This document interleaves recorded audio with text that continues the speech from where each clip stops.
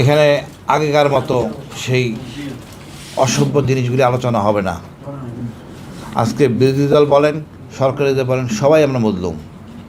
আশা ছিল এখান থেকে আমরা বেরিয়ে আসব, নতুন কিছু সৃষ্টি করব। কি সমস্যা হয়েছে সরকার আমি জানি না। কারণ ছাড়া এই আমাদের জুলাই সনদ স্বাক্ষর নিয়ে বা বাস্তবায়ন নিয়ে নানা বিতর্কের সৃষ্টি করতেছে। আপনাকে বুঝতে হবে আপনার শক্তি কত দূর। আপনি এমন নির্বোধের মতো কাজ করতেছেন যেসব বিষয় নিয়ে, যেমন গুম, চরম স্পষ্টকাতর বিষয়। এখানে আমরা আপত্তি কোথায়? অর্থাৎ আপনি সেটা চান। শেখ হাসিনা কি কখন বলছিল আমি গুম করব? কখনো বলেন নাই তো, বাট উনি করছেন। তারপর সেই লাইনে যাচ্ছেন। শেখ হাসিনার যেই শক্তি ছিল, এই ডিজিএফআই, এনএসআই, আর্মি, নেভি, যা দরকার, পুলিশ, র্যাব, সবগুলিকে ব্যবহার করছেন। আর এই ব্যক্তিরা আদিষ্ট আওয়ামী লীগ হয়ে এই অনৈতিক কাজগুলি করছে। আমি বিশ্বাস করি গত দুদিন আগে ওই রংপুরের ঘটনায় পুলিশ সাথে কান্নাকাটিতে দেখলাম আমি সুজনের, যে আমি কি অপরাধ করছি, আদেশ পালন করছি। আমি মনে করি আগামী পুলিশ অনৈতিক কোনো আদেশ পালন করবে না। আমার দেশের বড় সমস্যা হল রাজনীতিবিদ, এরা অসৎ, দুর্বৃত্তপরায়ণ, এদেরকে সোজা করা যায়নি। এদের জন্য একটা একাডেমি দরকার রাজনীতিবিদদের। তারা কী করবে, কি বলবে, কীভাবে দেশটাকে নিয়ন্ত্রণ করবে। এদের জন্য আমরা পুরো দেশ বিপদে। এত সুন্দর করে গুছিয়ে নিয়ে আসা হয়েছে গুম নিয়ে, বিচার নিয়ে, বিচার ব্যবস্থা নিয়ে। উনি এখন সব উনি করতে চাচ্ছেন না। কোনো লজ্জা কোথায়? গুম তো হয়েছে দেশে।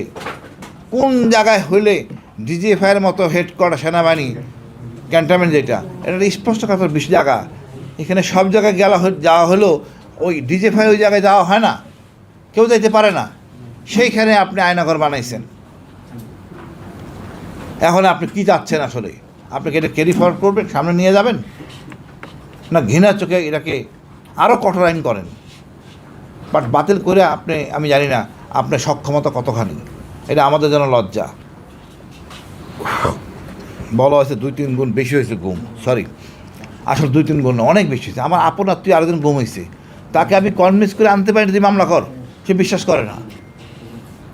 আমি এত করে বললাম 22 সালে যে আয়নাগর ডিজিএফআইয়ের ভিতরে সবাই দেখছে, প্রধান উপদেষ্টা দেখছে, প্রসিকিউটর দেখছে।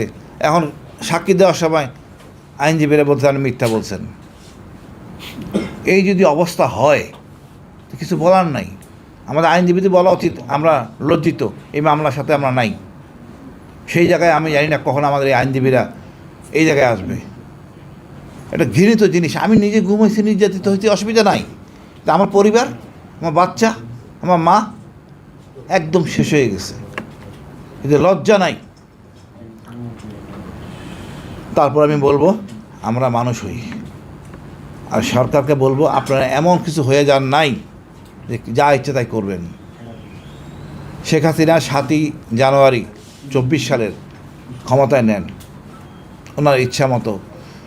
তারপর 6 মাস থাকতে পারেন নাই, কয়েক ঘন্টা বাকি ছিল। আপনারা 2 মাস হয়েছে প্রায়, অনেক দিন যাওয়ার পথ। শান্তিপূর্ণভাবে গেলে আপনারা যাবেন, না হলে কিন্তু অসন্তোষ সৃষ্টি করে থাকতে পারবেন না। আমাদের ছাত্ররা, জনতা, আমজনতা রক্ত দিয়ে অভ্যস্ত হয়ে গেছে, কোনো পাত্তাই দিচ্ছে না পুলিশের গুলি। আমরা সবাই জানি একটা মারলে একটা মরে আর একটা দাঁড়াইয়া দেয়। এটাই বাঙালি, এটাই বাংলাদেশি। আমি বলবো সরকারকে, আপনি শহীদ জিয়ার দলটাকে অপমানিত করবেন না, জনগণের সাথে থাকেন। আপনার কথা অনৈতিক আদেশ কেউ মানবে না।